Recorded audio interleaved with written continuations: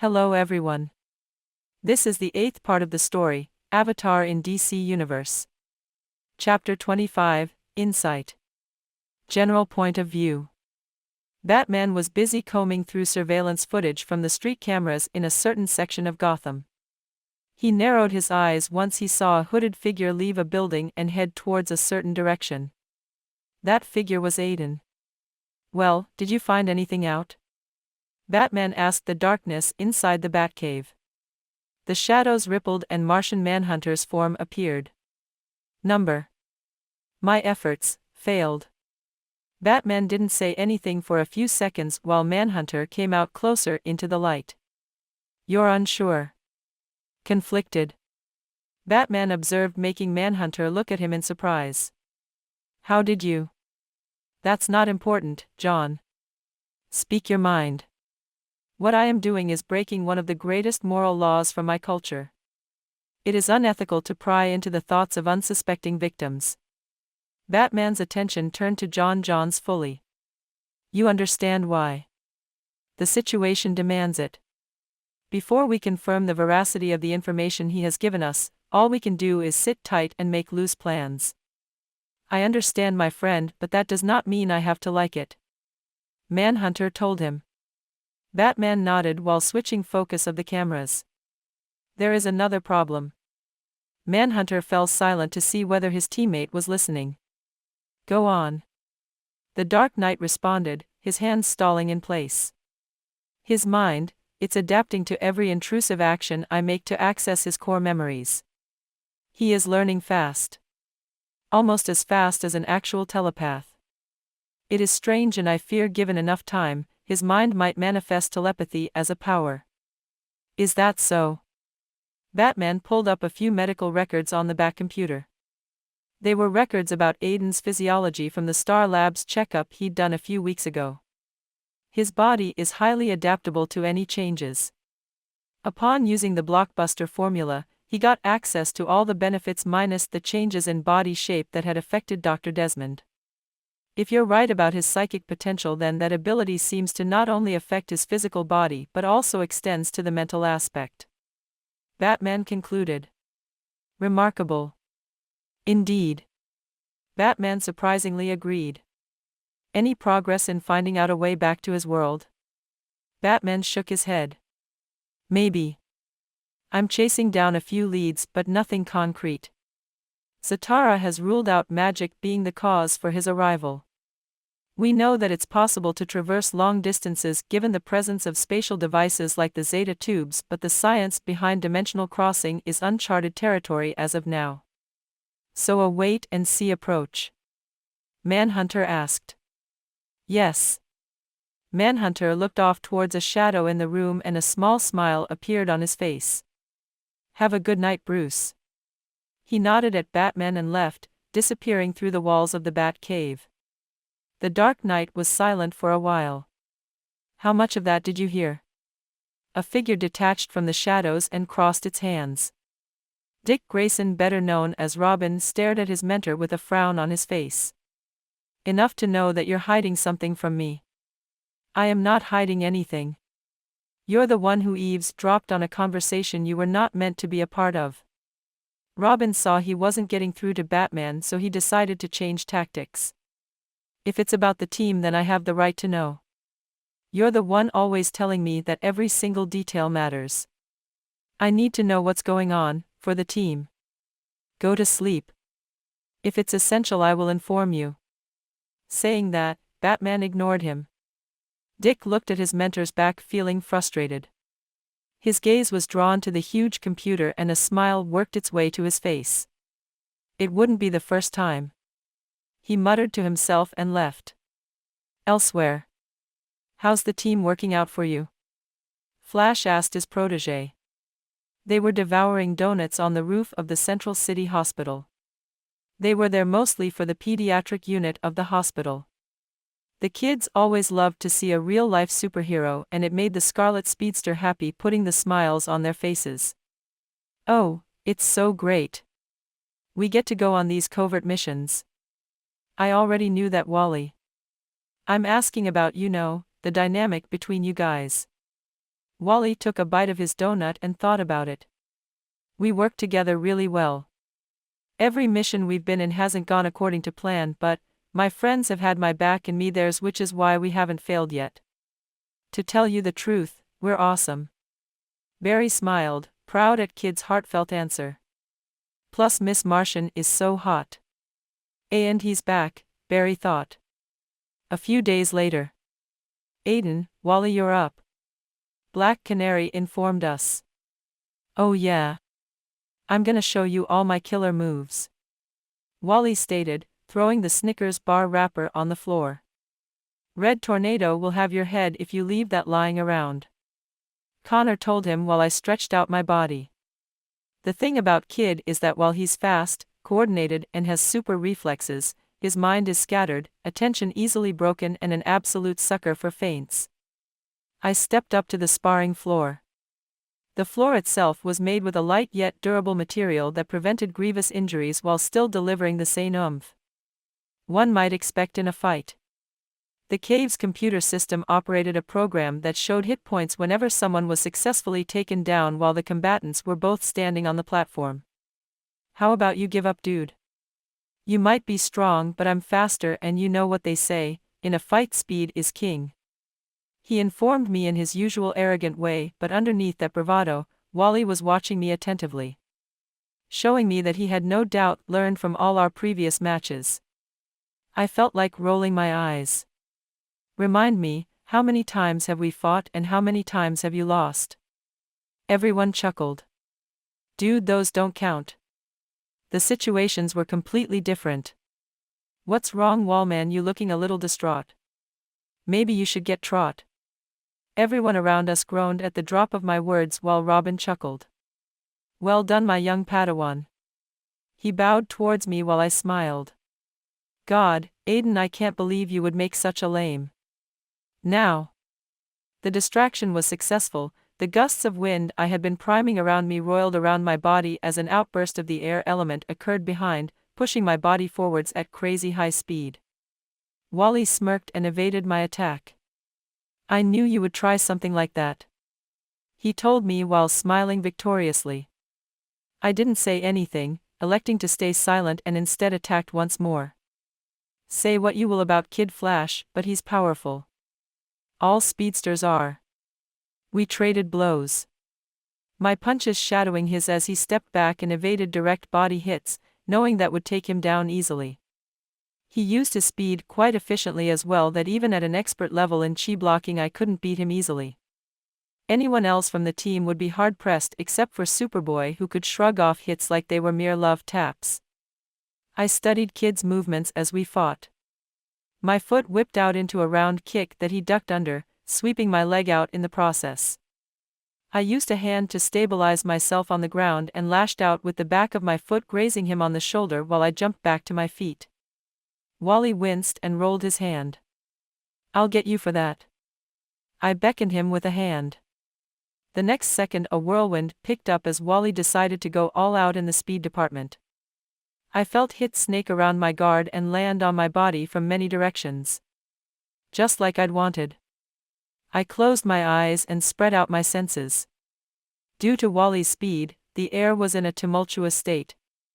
My eyes were not yet powerful enough to keep up with a speedster, but I had been trying something else to combat them. Taking advantage of my ability to seemingly adapt to anything, I decided to start sensing the vibrations in the air and try to reconfigure an image of the scene in my head, effectively seeing without my eyes. A knockoff magic sense. Did he just close his eyes? Connor's voice reached me as I concentrated outwards. The progress in that skill had been minimal before. Then I got sound as a sub-skill and the progress had shot through the roof. There. It wasn't a clear picture, but I felt a body move through the air in a fast speed towards me. The air vibrated around the moving form, giving me a somewhat clear picture of Wally's movements. I slid to the side at the last minute while my foot snaked out and tripped my opponent. Wally slammed onto the ground and bounced out of the sparring floor. Winner, Maelstrom. The computer announced. Oh man. That makes it 5 wins for me and 2 for you, Wally. I gloated a little while giving him a hand. He grabbed it and jumped up. Dude, for a minute there, I felt this weird vibration all around me. That's what distracted me. A vibration, huh? Black Canary asked while coming towards us. I scratched my head and looked at her helplessly. She nodded, understanding I didn't want anyone overhearing. Okay guys. This wraps up the spar. On to the obstacle course. I want to see those personal records broken, she announced. The rest made their way to the course while Canary and I were left standing alone. I felt the same thing Kid Flash did. My metagene allows me the ability to create ultrasonic sound waves that can split apart organic or inorganic materials. That allows me to be highly sensitive to vibrations of that kind, she explained. And the vibrations I felt coming off you were eerily similar. It's a new facet of my air elemental abilities. As my control over the element increases, I find myself getting access to what I have termed as subskills. The first was flight and recently, sound. Canary whistled in appreciation. That's a nifty ability you have. I chuckled. Yeah, I guess. The problem is practicing them enough that I can incorporate each new sub-skill into my fighting style efficiently without throwing the whole rhythm off. She nodded in understanding. I think I understand. As a martial arts master, it wasn't easy combining all those different set moves into a unified whole, where my body could instantly react to a blow without conflicting styles coming in the way. I have an idea. Hope bloomed in my chest. I had debated actually asking her for some lessons, but here she was, about to do it herself. I could show you some tips on how to control your sonic abilities. I smiled. Thank you, I would appreciate that a lot. Chapter 26, Learning from Black Canary. Aden's point of view. So, Black Canary slapped her palms together. Simple explanation: sound is produced when an object vibrates and transmits that vibration through a medium. Be it air, liquid or solid at the speed of sound. She explained while I remained attentive, listening to her. The others had left the training room for the beach, but I had elected to stay behind and take advantage of Black Canary's offer to give me some tips. My canary cry can reach devastating levels that can not only be used to gravely injure someone but also kill them. Her face turned stern. I'm telling you this to let you know the dangers of going overboard. Past a certain point, it stops being sound waves and becomes shock waves. Strong enough to demolish concrete and liquidify organs. I nodded, knowing she was being serious. Her full power in the comics could reach 300 decibel. That's more than the force of a nuclear bomb. At that level though, I think she would also die along with whatever she aimed the attack at. If I could master the ability to produce destructive hypersonic sounds like Black Bolt, then not many could stand in my way. I could truly be the strongest person on this version of the DC Earth. Imagine having the power to produce nuclear bomb-level shockwaves by a single action. Such an ability, however, would need to be a trump card of sorts. The question remaining is, what made me confident that I could reach Black Bolt's level of sound manipulation? Simple, I had recently tested myself and found out my reserves didn't deplete. The system refined energy from the blind realities, then fed it to me. That line had never been exhausted. No matter how many wind constructs I had created, what got exhausted first was my body. Couple that with my adaptive physiology and with enough time, I would be a scary foe to face. The avatar system was effing OP. Let me demonstrate with this sheet of metal. She lined up the sheet with one of the dummies and stepped back 10 meters away. Now you can choose to make your sonic blasts concentrated for more focused damage or spread out in an area of effect attack. She opened her mouth and screamed. The air shuddered as invisible rings of vibration propagated from her mouth to land on the sheet. A circular hole appeared in the middle of the metal. Black Canary stopped and screamed again. This time the sound waves were bigger the further they traveled from her mouth. The metal sheet warped upon itself and was thrown away together with the dummy. Wow! I said before I could help myself. That's some phenomenal control you have there. Canary placed a hand on her hip and smiled at my comment/compliment. Years of practice. Alright, now it's your turn. I held up my hands a little unsure. I still don't really understand how to trigger it. Sensing things through the vibrations in the air is the only thing I've managed so far. Canary nodded in understanding while holding her chin. You have a point, your abilities don't come from a metagene like mine do. They are just an extension of your air control. Tell you what, why don't you go with your gut? I looked at her a little speechless. Go with my gut? Shrugging, Canary explained. It's your body. No matter what instructions I give you, your intuition and instinct is what will help you. Oftentimes when metas manifest their abilities, it's because of distress. In such a highly emotional state, your logical thinking takes a step back. There is no manual for this, Aden. So trust your gut. I nodded, though a bit unconvinced. Another metal sheet was placed before me. I maintained the same distance that she had, roughly 10 meters, and breathed in while focusing before me. I was a bit frustrated because sound hadn't come as easy as flight. With flight, things were straightforward: feel the air and then manipulate it to carry you forwards. Easy peasy. Except, it wasn't easy peasy. At least not if I tried to put it in exact terms or explain it to somebody. I hadn't followed an instructional manual or learned it from someone else either, it had just come to me. I felt like slapping myself after coming to the startling conclusion that I'd mastered flight by exactly how Black Canary said, through instinct. I looked at the sheet of metal, emboldened. Okay, here goes nothing. I pulled at the energy that allowed me to control the elements and pictured a blast of sonic waves leaving my mouth to destroy the target before me. My head was thrown back as a sonic scream left my mouth, intense and uncontrolled. The sound blasts hit the ceiling above us and created cracks on the natural cave's surface, throwing stones and dust away. I shut my mouth and looked up from my position on the ground in marvel. Did. My voice croaked as I felt a dryness in my mouth. Woo, her. I motioned to Black Canary, who threw a bottle of water over at me. Easy. Take it easy. The first time is always like that, but it gets better. I wiped my mouth and started laughing. That was amazing. I followed my gut just like you told me and it worked. She patted me on the shoulder. Well done. Also, Green Lantern will have your head for the damage. They spent a lot of time stabilizing the cave to ensure it didn't fall on our heads. Black Canary told me cheekily, relishing the look of panic that crossed my face.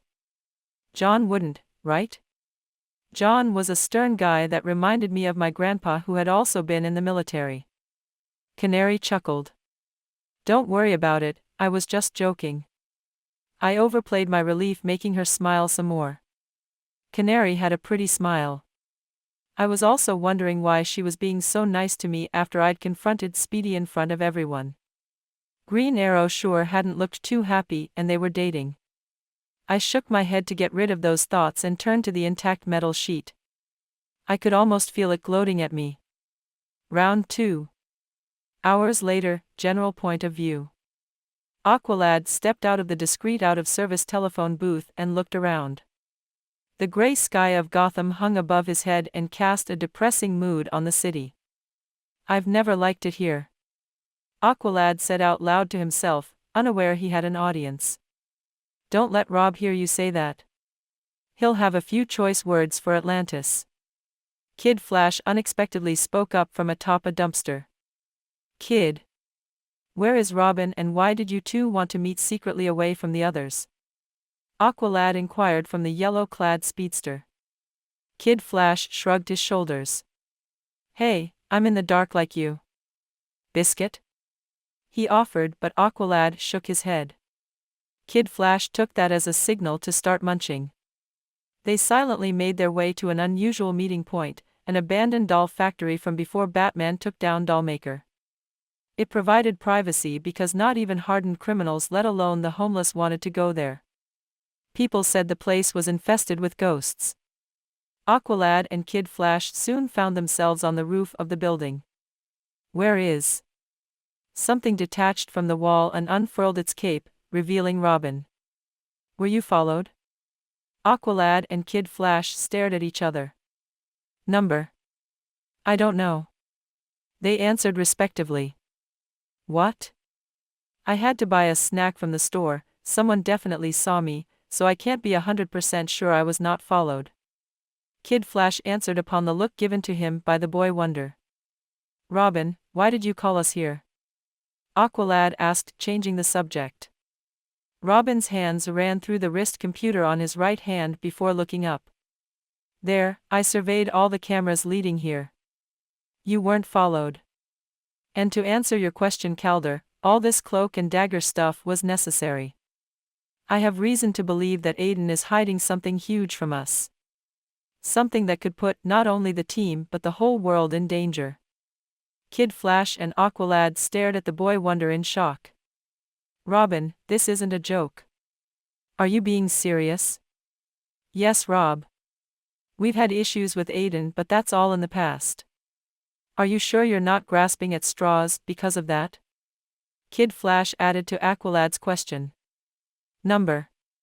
I've felt suspicious of him for some time now. Ever since he showed up out of nowhere when Batman and I were fighting Penguin's men, his crazy power and how he seems to just keep on getting better and stronger, even his actions when he took the blockbuster formula. Aden Strong is not who we think he is. And we are going to get the proof. Aden's point of view. A light knock sounded on my door. Luckily, I was just coming out of the shower.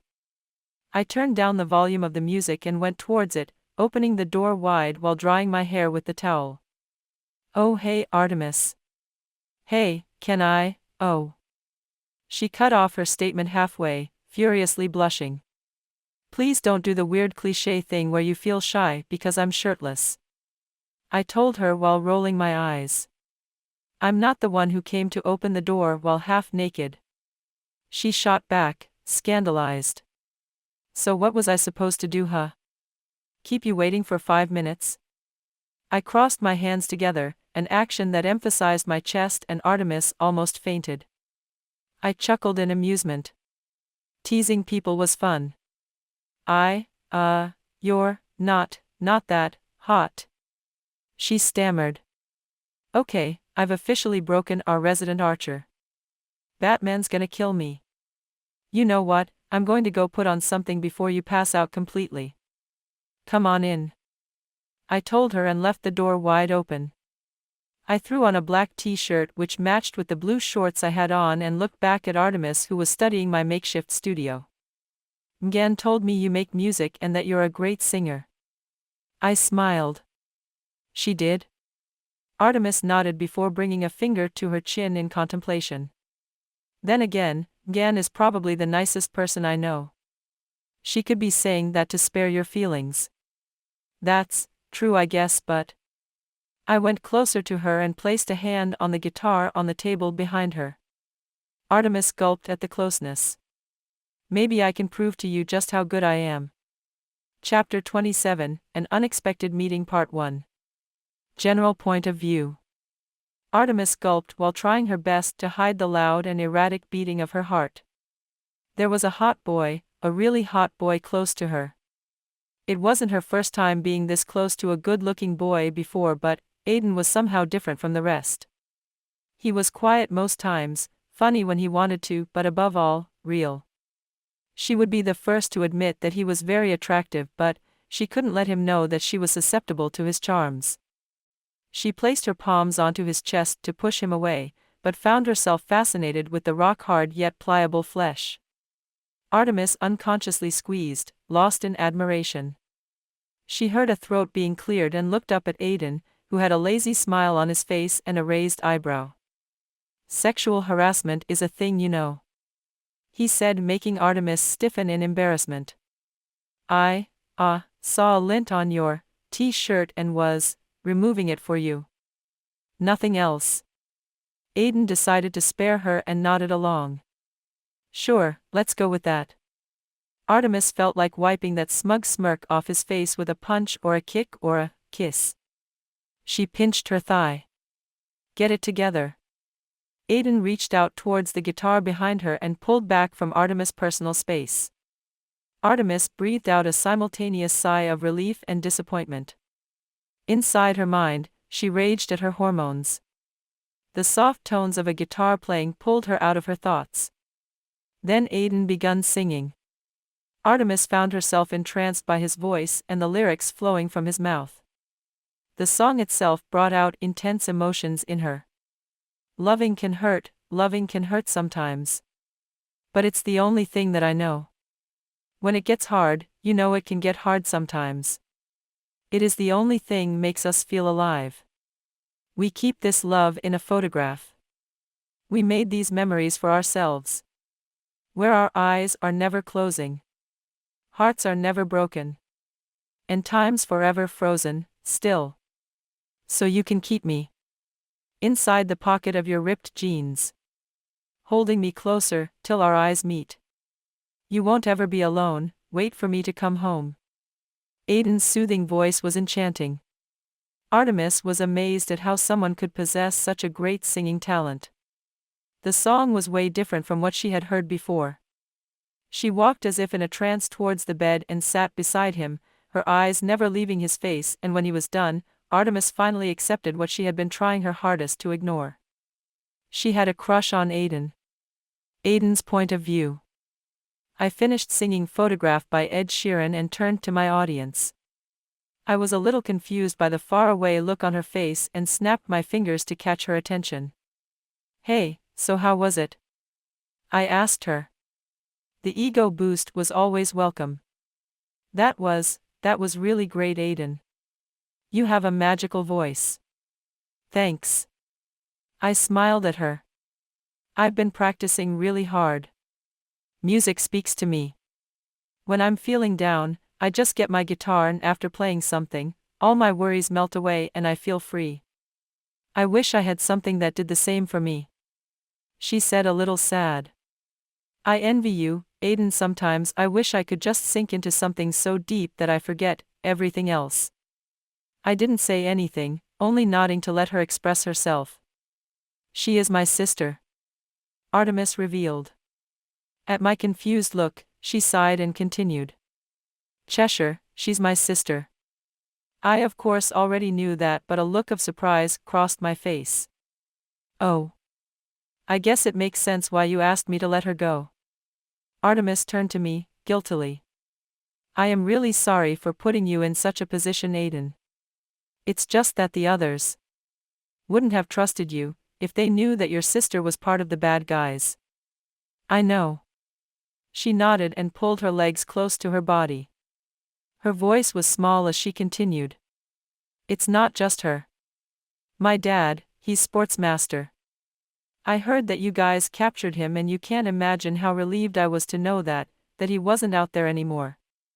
That he wouldn't keep on hurting people for selfish reasons. She wiped away a lone tear from her cheek and barked out a laugh, not looking my way. You must think I'm pretty pathetic. 2 of my family members are villains and instead of following in their footsteps, I'm here with you guys playing hero.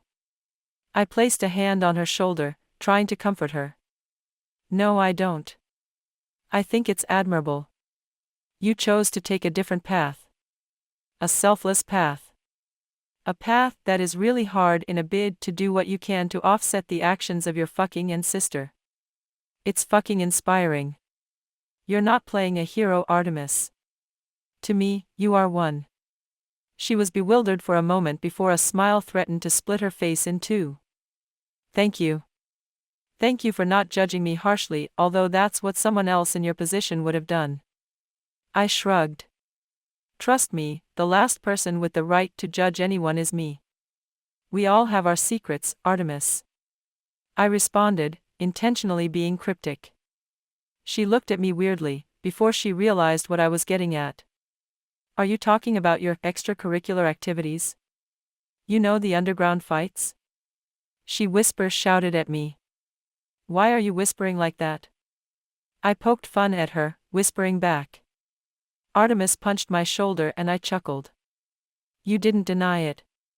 You know, the underground fight thing. She relented, making me sigh. It was meant to be practice on how to handle my super strength. So that's why you didn't go all out in our fight from the start. Artemis added, making me nod. Due to my powers, it's really hard for me to lower my strength completely. So when I'm in the ring, every move I make I try to back it up by skill and not brute force. It's good practice to make sure I don't injure someone while we're superheroing.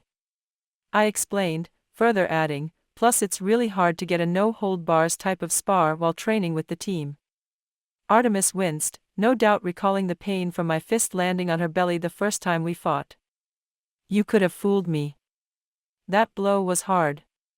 I laughed at her expression and apologized. We stayed like that for a few more minutes, just talking about ourselves. She opened up to me about her mom, who was a former criminal along with her dad but was now stuck in a wheelchair. I told her about my fear of fucking up and disappointing those who believed in me, and by the end of it all we had grown closer. Look at the time. I should get going, she told me while getting up. Thank you. She gestured around. For all this. The talk, the singing. I really needed it. I got up, placing the guitar back on my bed. No worries. What are friends for? She cocked her head and tried to tease me. Friends? My oh my, aren't you moving a little too fast? I'm not the one who's leaving my room at 9 o'clock. If anyone sees you, what do you think they'll say? The resident archer's face went red. That's not. Good night. She opened the door and escaped, closing it behind her with a bang. I listened to her walk away before the smile slipped off my face. Artemis had come here to tell me about Cheshire in hopes that I would sympathize with her sob story. It wasn't quite manipulation, but I wonder what would have happened that day had I decided not to let Cheshire go. I cut off that train of thought and looked at the time, confirming once more that it was near 10 o'clock. Tonight was the night I had decided to go to L.A. and hit some of its underground fights. I changed my clothes into a black hood, jeans and a mask which went to my pocket, then left my room silently. My feet padded the halls of the cave softly until I arrived before the Zeta boom tube and used it. I had done extensive research on the differences between my version of L.A. and this one, and the truth was that they were very different. Probably, as a consequence of the impact of a superhuman society. A nostalgic feeling overcame me as I breathed in the L.A. air. The Zeta boom tube emptied out into a street that was fortunately near a nightclub that hosted underground illegal fights for the wealthy and influential. The name of the nightclub was Sunset Blooms. It had been a bitch and a half to get that information, by the way, because the fights were brutal. I'm talking death and grievous injuries brutal. There were two parts of entry to the nightclub.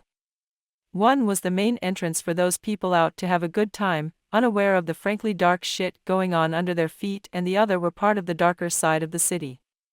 The ones with a unique taste. A taste for violence. It was strangely comforting to see the darker sides of the city were still the same. I made my way towards the back entrance and tapped 4 consecutive times on the iron door. The door opened after I gave a unique phrase to the guy manning it. A guy who had a gun strapped to his hip, which further cemented the fact that I was in the right place. I went down the stairs as a loud cheering got louder and louder with every step until finally I found myself in a crowded space with people surrounding a ring. A ring that was wet with blood. Elsewhere, general point of view. In the continuity that Aden was familiar with, he left his post a year from now in 2011.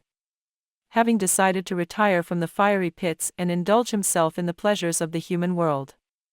However, in this continuity, Heath got tired of hell much earlier, and so, the devil, Lucifer himself, left for Earth, and as a consequence, nothing would ever be the same again.